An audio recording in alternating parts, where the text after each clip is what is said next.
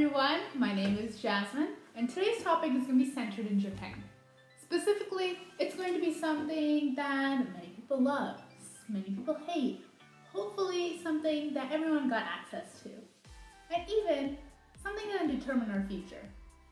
That's right, let's talk about education and schooling in Japan. Someone once said, the main hope for a nation lies in its proper education of its youth. And with the US and Japan valuing different things, it makes sense that their schooling education would be different as well. First things first, education in Japan is a national responsibility.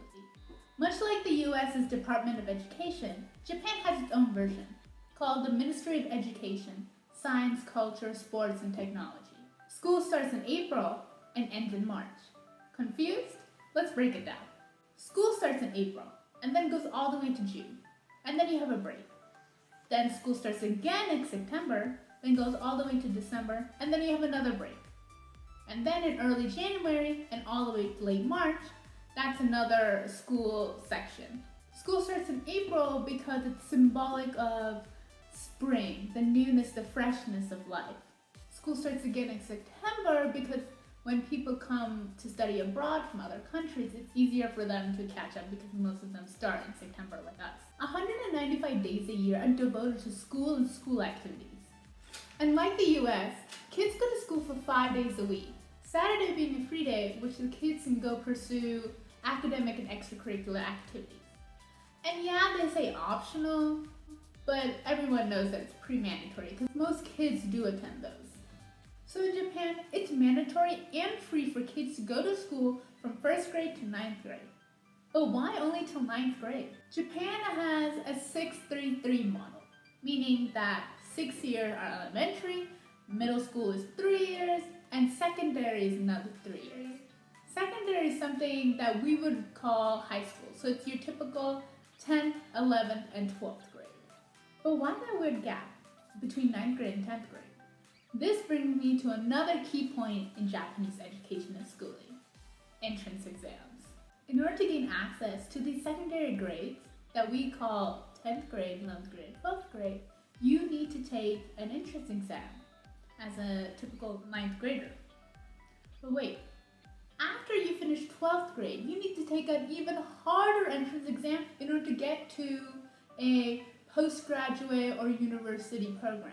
So much emphasis is put on these entrance exams that 75% to 85% of all Japanese students attend university preparation track or cram schools after class. You guys might be thinking, what's so special about their entrance exams anyway? We have those for college too. Aren't they basically a Japanese version of the SAT or the ACT? Fundamentally and on a surface level, yes, they're just tests. But what differs is the way that the Japanese use and view these exams. And it shows the underlying fundamental foundation that these Japanese schools sit upon. But the key difference between Japanese schools and US schools is where they place competition. What is the role of competition in school and with their classmates? American school systems run on competition and ranking. Competition is so familiar that it's at the point of invisibility. Every student is pitted against each other, classmate against classmates. They're all fighting for that same one position. They go do extracurricular activities after school, during school, just so they can be ahead of everyone else. And but the sad thing is that once they get into these universities and institutions, it doesn't stop. They have to keep working hard, keep being the top in order to get jobs and be the top of their schools. So they have more opportunities to do good. It's a never-ending cycle. In Japan, it's not like that at all. Although entrance exam performance is individually measured, classmates are encouraged to feel like they're part of an academic team. They prepare for the big exam the same way that American students prepare for the big game, with a lot of energy and a lot of togetherness. It's more about beating the rival or the other school more than beating each other, because they're all basically on the same team. You wouldn't hurt your own teammate, because what good would that be? Instead, both of you guys improve. Both of you guys do good for the sake of the team, for the sake of the school, so the school looks good. In US schools, graduating students are ranked serially, which heightens competition between their own students. In Japan, the students themselves aren't ranked, but rather the schools themselves. Here's the good things about these entrance exams. After all the academic competition from the entrance exams, once you're actually in that secondary part or college, there's virtually no competition among students. These exams are kind of like a gate. They preserve low levels of competition among Japanese students by maintaining the major locus of competition outside the schools themselves. The phrase competitive entrance exams and non-competitive classrooms is a phrase that most people use to describe Japanese schooling. Can we Americans even imagine a non-competitive academic environment that's not ranked on grades or intelligence? In our US schools, if you don't work hard enough, you get left behind. Some people don't even graduate. Japanese students rarely repeat a class due to academic failure or lack of ability. Once you've been accepted to these institutions, you're pretty locked down for graduation. You have overwhelming help to get you to graduation. Dropouts are rarer in Japan than in the US. Hey, did you know that some Japanese specialists estimate that the average Japanese high school graduate has obtained the same level of education as an American student who has gone to college for 2 years? In fact, grades don't really matter at all, and they're not the ultimate measure of intelligence or achievement for the Japanese. Most of the time, for students and for parents, grades are there to be looked at to indicate normal progression, not an indicator of excellence. With less competition in the classroom, Japanese students are willing to work together as a team better and promote the success of the whole.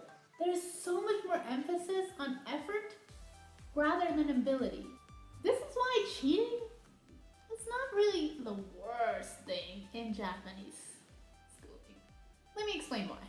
Cheating is a pretty bad thing in America since it destroys the foundation that American schools sit upon. Since everyone is judged directly on their skills, cheating shows that education to America is basically a rule-governed competition.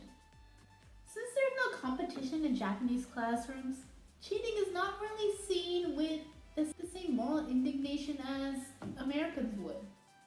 Cheating doesn't hurt Japanese students and their ranking significantly because there is really no ranking. In fact, cheating can sometimes be seen as overenthusiastic helpfulness. The only time cheating is unacceptable, like 100% horrible and wrong in Japanese schools is during exams, but not for the same reason why we Americans think it would be.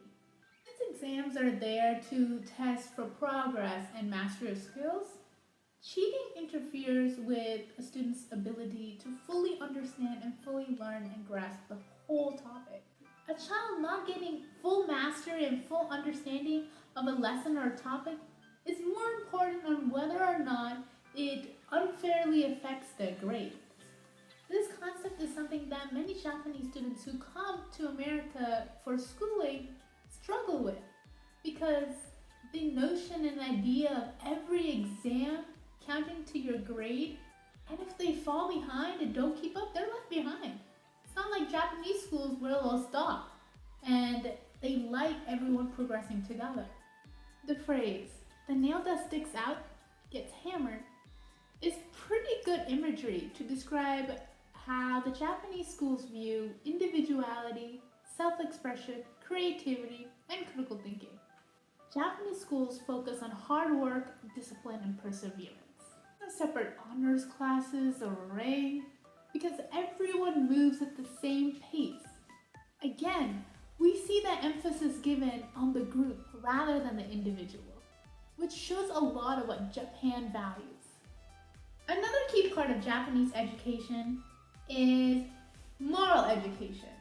And yes, US schools and other countries do teach moral education, but there's such a stronger emphasis. It's the center of their teaching, the center of their curriculum. General compliance of students for rules pertaining to dress, grooming, and manners are strictly enforced. It's argued that sometimes these rules are more stressed upon than academic rules. Some examples of a typical moral education in Japanese class. 1. The importance of order, cooperation, and regulation. 2. Endurance and hard work. 3. Individuals' place in school, family, nation, and world. 4. Harmony with nature.